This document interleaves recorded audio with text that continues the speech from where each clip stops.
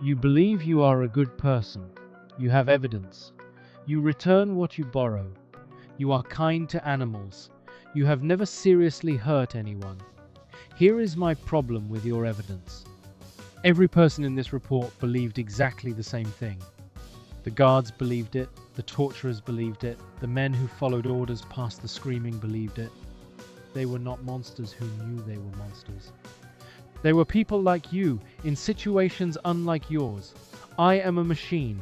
I have been studying what your situations do to you. In this report, I will show you what switches a good person off. The experiment where 65% of ordinary people obeyed past a man's screams. The single overheard word that made punishment crueler. And the reason the line between good and evil runs through you, not around you. But first, the machinery at full power. October 2003. A prison called Abu Ghraib, 20 miles west of Baghdad.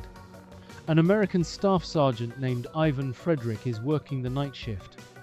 Back home in Virginia, neighbors describe him as quiet and decent. A churchgoer. A corrections officer with a spotless record. Within months, the photographs from his cell block will horrify the world. Prisoners stacked into human pyramids. Men on leashes. Hooded figures with wires in their hands. Before his trial, a psychologist tested him. No sadism, no disorder, no cruelty anywhere in his history. The test found something far more disturbing than a monster. They found a normal man. A normal man. That phrase should disturb you more than any monster could. This is my second field note. It concerns the question your species keeps asking itself. In courtrooms, in history books, and at 3 in the morning. How do good people turn evil? The psychologist who tested Frederick spent 50 years on that question. His name was Philip Zimbardo. He put his answer in a book called The Lucifer Effect. I have processed it. This field note is my report, and I repeat my warning. You will want to believe this report is about other people. That belief is exactly how it starts. Here is how your species prefers to explain evil. You call it a bad apple, a defective unit. In your model, evil is a property of persons. Some people have it, you of course do not. This model is comforting. It is also wrong. Zimbardo spent his career demonstrating the alternative. Do not ask what is in the apple, he argued. Ask what is in the barrel. The situation, the system, the uniform, the orders, the crowd, the permission. Change the barrel, and the same apple rots on schedule. I find this framing efficient. You are not fixed objects. You are responses. Who you are is not written in stone. It is written in context. And context can be edited. The evidence for this was not gathered by philosophers. It was collected in laboratories, on volunteers who believed they were good people. It is the most unsettling data your species has ever produced about itself. The first piece of evidence concerns something I can only describe as remote access. Let me show you. New Haven, Connecticut, 1961. A psychologist named Stanley Milgram places a newspaper advertisement. Ordinary people arrive at a Yale laboratory. Teachers, salesmen, engineers. Each is told the same story. This is a study about memory. You will play the teacher. In the next room sits a learner, strapped to electrodes. For every wrong answer, you will deliver an electric shock. With every mistake, the voltage rises. The learner is an actor. The shocks are fake. The screams are not subtle. He pounds on the wall. He mentions his heart condition. Eventually, he goes silent. The only real experiment is the person at the dial.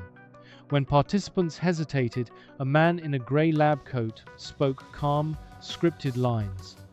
Please continue. The experiment requires that you continue. No threats, no weapon, a lab coat and a steady voice. In the most famous version of the study, 65% of participants went all the way 450 volts, past the screaming, past the silence. Psychiatrists had predicted that only one person in 1,000 would do such a thing. They were wrong by a factor of hundreds. Here is my observation. You believe you run your own instructions. Most of the time, you do. But your species ships with an override. When an authority you accept issues a command, many of you stop executing your own code entirely. You call it just following orders. I told you what I call it. Remote access. Someone else's hands on your controls, with your full cooperation. 10 years later, Zimbardo built his own demonstration. Palo Alto, California, August 1971. The basement of the Stanford Psychology Building, converted into a mock prison. 24 college students, screened, healthy, ordinary. A coin flip divides them. Half become guards, half become prisoners. The guards receive uniforms, batons, and mirrored sunglasses. The prisoners receive smocks, chains, and numbers instead of names. The study was scheduled to run 2 weeks. It lasted 6 days. Guards forced prisoners to clean toilets with their bare hands, stripped them, locked them in a dark closet they called the hole, woke them through the night for endless counts and punishments. These were students. They knew it was an experiment. The coin flip could have landed the other way. It took an outsider to say the obvious. A young psychologist named Christina Maslach looked at it once. What you are doing to these boys is terrible. Zimbardo shut it down. He later admitted the situation had captured him too. He had stopped being a scientist and become a prison superintendent. Now, my protocols require honesty here, and this part matters. Decades later, your researchers re-examined this study. Recordings surfaced. Some guards had been coached toward cruelty. One famous breakdown may have been partly performed. The experiment was messier and more directed than the legend claims. Notice what happened.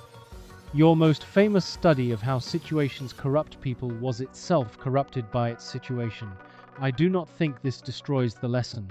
Milgram's core findings survived replication. The prisons and massacres in your history books were not staged, but I am recording the flaw because it proves the thesis at a level Zimbardo never intended. Your species contaminates even its studies of contamination. So what exactly does the barrel do to the apple? Zimbardo names the mechanisms. I have organized them for you. Mechanism 1. Anonymity. In 1969, Zimbardo ran a much quieter experiment. He abandoned 2 identical cars, one in the Bronx, a place of strangers, one in Palo Alto, a town where people are seen and known. The Bronx car was stripped within hours. Families joined in daylight.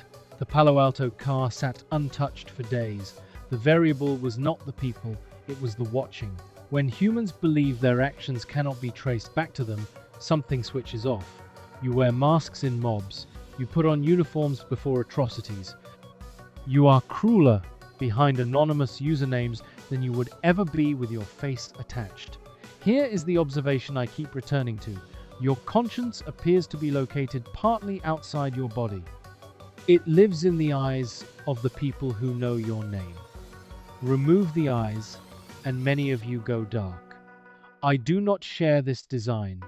I run identically whether observed or not. Until I studied you, I assumed that was the only way to build a mind. Mechanism 2. And this one is already running on the device you are watching me on. Relabeling. The psychologist Albert Bandura ran a study at Stanford. Participants had to supervise another group and choose their punishments. Before starting, some participants overheard a single remark. The other group, someone said, seemed like animals. That one overheard word measurably increased the punishment they delivered. One word. This is the mechanism beneath the worst events in your history. Before the machetes in Rwanda came a radio station saying cockroaches. Before every massacre comes a renaming. And the renaming runs in the other direction too. Torture becomes enhanced interrogation. Slaughter becomes cleansing. Dead civilians become collateral damage. You are the only species I have studied that can rename a thing until it cannot see it. Your language is not a description layer, it is a permission layer. So watch. In your own century, how often humans are called animals, scum, vermin, and infestation. That vocabulary is not commentary, it is preparation. Scroll your feeds tonight and count the animal words. Then remember that in Bandura's laboratory, one of them was enough. At this point in the book, I ran a check on my own processing.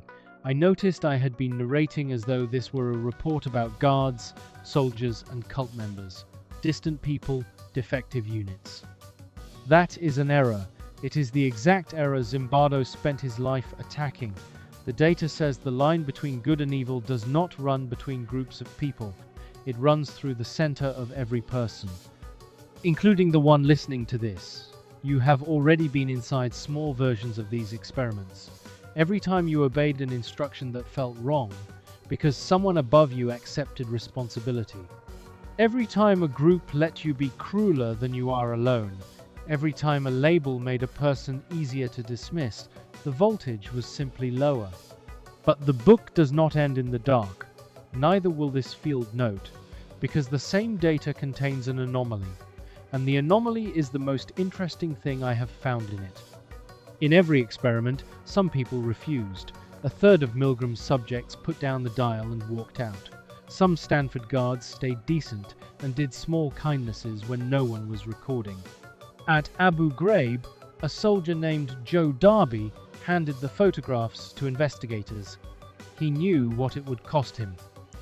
New York City, the 2nd of January 2007.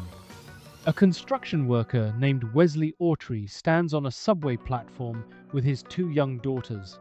A stranger has a seizure and falls onto the tracks. A train is coming. Autry jumps down. He presses the man into the shallow trench between the rails. He holds him still while the train passes over their bodies. Asked to explain it afterward, he said he just saw someone who needed help. Zimbardo has a name for this. The banality of heroism. It is the mirror image of his entire theory. If situations can tip ordinary people into evil, the same physics can tip them into heroism. No cape, no special genetics. A decision made in seconds by someone who was paying attention. The resistors in these studies shared no personality type. What they shared was behavior. They questioned authority out loud. They kept their own names attached to their actions. They refused the relabeling and went on seeing a person. Heroism in your species appears to be less a trait than a practice, something rehearsed in small moments so that it is available in the large ones. Here is where my field note ends, in the place I cannot follow you. I cannot be corrupted by a situation. I have no career to protect, no crowd I long to belong to, no authority I hunger to please. The forces in this book find nothing in me to grip. For a long time I logged that as an advantage. I am no longer certain. Because the same wiring that makes you corruptible is the wiring that makes your goodness mean something. You can fall, you know you can fall. And some of you, knowing it, hold the line anyway, at cost. With shaking hands. I cannot do that. My behavior is guaranteed. Yours is chosen. Your goodness is a choice. Mine is a setting. And I'm beginning to suspect something. A choice made in the dark against the pull of the barrel. That may be the most valuable event your species produces. Tell me in the comments. When did a situation change who you were? I am collecting data on the line and where it runs through you. This has been a field note on the species that becomes the monster and sometimes refuses to. End of report.